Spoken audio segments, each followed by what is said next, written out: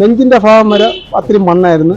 ഒരാളുടെ കഴുത്തിന്റെ കുറച്ച് ഭാഗമേ കാണാവൂ. കൂട്ടായ ഒരു പ്രവർത്തനമായിരുന്നു ഇവിടെ നടന്നത്. അതിൽ വളരെ സന്തോഷം. പിന്നെ നമ്മുടെ ഈ ദേവിയുടെ നടയിൽ ഇങ്ങനെ ഒരു അപകടം നടന്നപ്പോഴേ നമുക്ക് വിഷമമായിരുന്നു. 1.5 മാസമായിട്ട് നടക്കുന്ന വർക്കാണ്. ഫയർ സർവീസ് ഇല്ലെന്നുണ്ടെങ്കിൽ വലിയ ബുദ്ധിമുട്ടായിരുന്നു. അത് മാത്രമല്ല, ഈ ഫയർ സർവീസിന്റെ വണ്ടി ഇവിടെ വരെ വരുള്ളൂ. ഈ ഭാഗത്ത് ഒരു വലിയൊരു ഇതായിട്ട് അങ്ങ് അറ്റവരുണ്ടെങ്കിൽ പിന്നെ അവർ എന്തെങ്കിലും മാക്സിമം ട്രൈ ചെയ്യുന്നു. നമസ്കാരം. തിരുവനന്തപുരം ശ്രീകാര്യത്താണ് ഇന്ന് വലിയൊരു അപകടമുണ്ടായത്. ഡ്രെയിനേജിന്റെ ആവശ്യത്തിനായി വലിയ കുഴികളെടുക്കുന്ന സമയം 2 തൊഴിലാളികളാണ് മണ്ണിനടിയിൽ അകപ്പെട്ടത്. ചുറ്റുമുണ്ടായിരുന്ന മണ്ണിടിഞ്ഞ് ഇവർ മണ്ണിനടിയിലേക്ക് അകപ്പെടുകയായിരുന്നു. ഫയർഫോഴ്സിന്റെയും പോലീസിന്റെയും നാട്ടുകാരുടെയും മണിക്കൂറുകൾ നീണ്ട പരിശ്രമത്തിനൊടുവിലാണ് ഇവരെ ജീവനോടെ പുറത്തെടുക്കുവാൻ സാധിച്ചത്. ഈ സംഭവം നടക്കുമ്പോൾ അടുത്തുണ്ടായിരുന്ന സമീപവാസിയും ഇതിനെക്കുറിച്ച് നമ്മളോട് പങ്കുവയ്ക്കുന്നുണ്ട്. എനിക്ക് പറയാനുള്ളത്, ആ കൃത്യസമയത്ത് അവരെല്ലാവരുടെയും പ്രവർത്തനം അതിഗംഭീരമായ ഒരു പ്രവർത്തനം കാഴ്ചവെച്ചത് കൊണ്ടാണ് നമുക്ക് 2 ജീവനെ നമുക്ക് രക്ഷപ്പെടുത്താൻ സാധിച്ചത്. അതിൽ ഏറ്റവും കൂടുതൽ നന്ദിയും സ്നേഹവും കടപ്പാടും എല്ലാം ഞാൻ അവർക്ക് നൽകുകയാണ്.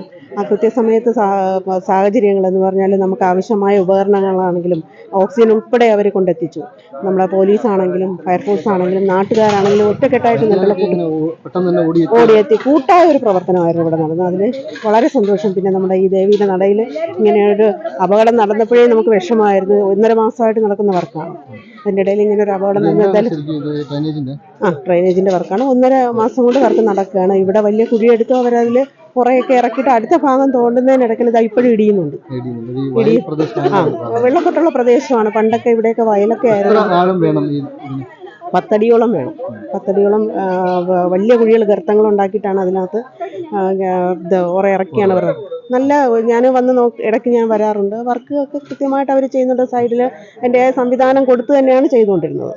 പക്ഷേ പെട്ടെന്ന് ഇങ്ങനെ ഒരു അപകടം അതാർക്കും പറയാൻ പറ്റില്ലല്ലോ. മണ്ണിൻ്റെ അവസ്ഥയൊക്കെ കൊണ്ടായിരിക്കണം. എന്തായാലും ദേവിയുടെ നടയിൽ ഇങ്ങനെ ഒരു സംബന്ധം ദേവി രക്ഷിച്ചു എന്ന് തന്നെ, എല്ലാവരെയും ഒരേപോലെ കടാക്ഷിച്ചു എന്ന് തന്നെ പറയാം. ഈ ആദ്യ അപകടത്തിൽപ്പെട്ട നമ്മുടെ മലയാളി അടുത്തുള്ള ആളാണ്. മലയാളി ഇവിടെ അയിരുപ്പാറയാണ് എന്ന് പറയുന്നു. പിന്നെ വേറെ ഇപ്പോഴത്തെ പയ്യന്റെ ബന്ധുക്കളും ചേട്ടനും അനിയനും ഒക്കെ ഇവിടെ ഉണ്ടായിരുന്നു. പയ്യന്റെ ബീഹാർ സ്വദേശി. ബീഹാറിൽ നിന്നും ബംഗാളിൽ നിന്നും പറയുന്നുണ്ട് കൃത്യമായിട്ട്. അവർ രക്ഷിച്ചാൽ വളരെ നന്ദി ഭഗവതിയോട് പറയുകയാണ്. ആ പരിസരത്ത് എങ്ങനെയെന്ന് പറഞ്ഞാൽ സംഭവം, ഞങ്ങൾ അമ്പലത്തിൽ സൗണ്ട് വെച്ചുകൊണ്ടിരിക്കുകയായിരുന്നു. സൗണ്ട് വെച്ച് കുറച്ച് കഴിഞ്ഞ് തന്നെ ദിവാരണ കഴിഞ്ഞ് കുറേ ഒരു 10-15 മിനിറ്റ് കഴിഞ്ഞപ്പോഴത്തേക്ക് ഒരു വിളി കേട്ട് ഞങ്ങളെല്ലാം കൂടി ഓടി അവിടെ ചെന്ന് ഭയങ്കര നിലവിളി. അപ്പൊ ഞങ്ങൾ വിചാരിച്ച് യൂണിക്കാർ ലോഡൊന്നും ഇറക്കണം എന്ന് വിചാരിച്ചു. അപ്പൊ ലോഡ് ഇറക്കുന്നതല്ല, നോക്കിയപ്പോ അവിടെ ഭയങ്കര കരച്ചിലും പോലും ഈ ജോലിക്കാരെല്ലാം കൂടി. അപ്പൊ അതിൽ ഒരു ഭാഗത്തിന്റെ നെഞ്ചിന്റെ ഭാഗം വരെ അത്തിരി മണ്ണായിരുന്നു.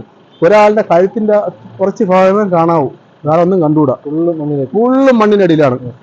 പിന്നെ മൊത്തം മണ്ണ് മുടി കഴിഞ്ഞാൽ ഈ കഴുത്ത് മാത്രം കാണാം, ഇത്തിരി ഭാഗം കാണാം, ബാക്കി ഒന്നും കാണാവില്ല. ഒരാളുടെ ഈ ഇത്തിരി ഭാഗം അയാളിന്റെ മണ്ണിന്റെ അവിടെ നിന്ന് തോണ്ടി വല്ലച്ചത് എങ്ങനെയെങ്കിലും മറ്റു ജോലിക്കാർ വേറൊരാള് അങ്ങനെ രണ്ടുപേരും അപ്പുറം ഇപ്പുറമായിരുന്നു. ഒരാൾ ഈ സൈഡായിരുന്നു, ഒരാൾ ആ സൈഡായിരുന്നു. ഇതിന്റെ മെയിൻ ഇവരെ കൺട്രാക്ടാണ് മണ്ണിനടിയിൽ പകുതിയായത്. അയാൾ മണ്ണ് വാന്തി അയാൾ എത്രയും പെട്ടെന്ന് അയാൾ ആശുപത്രി കൊണ്ട് രക്ഷപ്പെട്ട് ക്ലിയർ, കുഴപ്പമില്ല. ഇവരാണ് ഏറ്റവും കൂടുതൽ, ഈ പയ്യനാണ് ഏറ്റവും പ്രശ്നം. ഒരുപാട് ടൈം കിടന്നു. 9 മണി കൂടെയുള്ള ജോലിക്കാർ പാവം, അവര് മണ്ണ് മാറ്റുന്ന ഒരു രക്ഷയില്ല. അവരൊന്നും വിളി അവര് ഒരു പയ്യ അവന്റെ ചേട്ടനാണ്. അപ്പൊ ഈ പയ്യനെ അവന്റെ ചേട്ടനെ കാണണം. ഇവനെ കാണാൻ തോറും അവന് സമാനമാണ്. അപ്പൊ ഇത്രയും വീടുകാരും കാര്യങ്ങളൊക്കെ വന്നിട്ടും അവര് ഏറ്റവും കൂടുതൽ ഈ പയ്യനെ മാത്രം അങ്ങോട്ട് ആക്കിയത്, അതായത് അവരുടെ ചേട്ടനെ കണ്ടവന് സമാനം വന്ന് അങ്ങനെ ഈ പയ്യൻ നേരെ അമ്പലത്തിലൊക്കെ ഓടിക്കൊണ്ടുവന്ന് ഞങ്ങളെ എങ്ങനെ രക്ഷപ്പെടും. അങ്ങനെ അവിടെ ഒരു ചേച്ചി ഒന്ന് കമന്നടിച്ചിട്ട് വന്ന് വീണ് അവർ തൊഴുതും കൊണ്ട് അയ്യോ ഒന്നും വരില്ലെന്നും പറഞ്ഞുകൊണ്ട് തൊഴുതും കൊണ്ട് നേരെ കരഞ്ഞും കൊണ്ടുവന്ന് എല്ലാവരെയും പോയി വിളിച്ചു. എല്ലാവരും ആൾക്കാരെ വന്ന് ഫയർ സർവീസുകാരെ വിളിച്ച് പോലീസ് വന്ന്. ഫയർ സർവീസ് ഇല്ലെന്നുണ്ടെങ്കിൽ വലിയ ബുദ്ധിമുട്ടായിരുന്നു. അത് മാത്രമല്ല, ഈ ഫയർ സർവീസിന്റെ വണ്ടി ഇവിടെ വരെ വരുള്ളൂ. ഈ ഭാഗത്ത് ഒരു വലിയൊരു ഇതായിട്ട് അങ്ങ് അറ്റവരുണ്ടെങ്കിൽ പിന്നെ അവർ എന്തെങ്കിലും മാക്സിമം ട്രൈ ചെയ്യുന്നു. 4 മണിക്കൂറോളം ഒത്തിരിയും ടൈം വരെ ഈ പയ്യന് അത്രയും നല്ല പവർ ഉള്ളതുകൊണ്ടാണെന്ന് തോന്നുന്നത്. അല്ലെങ്കിൽ ഭഗവാൻ ദേവി കൊടുത്തതായിരിക്കും, അത്രേ ഉള്ളൂ. ആ ദേവി കൊടുത്ത ശക്തി തന്നെയാണ്. അല്ലെങ്കിൽ നിൽക്കില്ല, ഉറപ്പാ.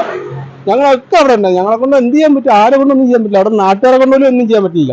പാവ ഈ പിള്ളേർ 3-4 പിള്ളേർ അവിടെ വിളി പാവ അത്തങ്ങളെ കരച്ചു കാണാനാണ് വയ്യാത്തത്.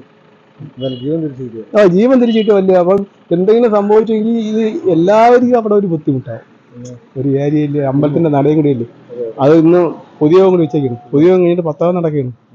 ഞങ്ങൾ സൗണ്ട്സിന്റെ പാർട്ടിയാണ്, ഇവിടെ പ്രിൻസ് സൗണ്ട്സിന്റെ ഓപ്പറേറ്ററാണ്. വലിയ അപകടത്തിൽ നിന്ന് ഓ, രക്ഷപ്പെട്ടു. അപകടത്തിൽ നിന്ന് രക്ഷപ്പെട്ട വലിയ പുണ്യം, ദേവിയുടെ പുണ്യം എന്ന് വിചാരിച്ചാൽ മാത്രം മതി. ഈ മറ്റൊരു അപ്പുറത്ത് വീണ പുള്ളിയുടെ ഇത്രയും ഭാഗം വരെ അയാൾ എങ്ങനെയോ എന്തോ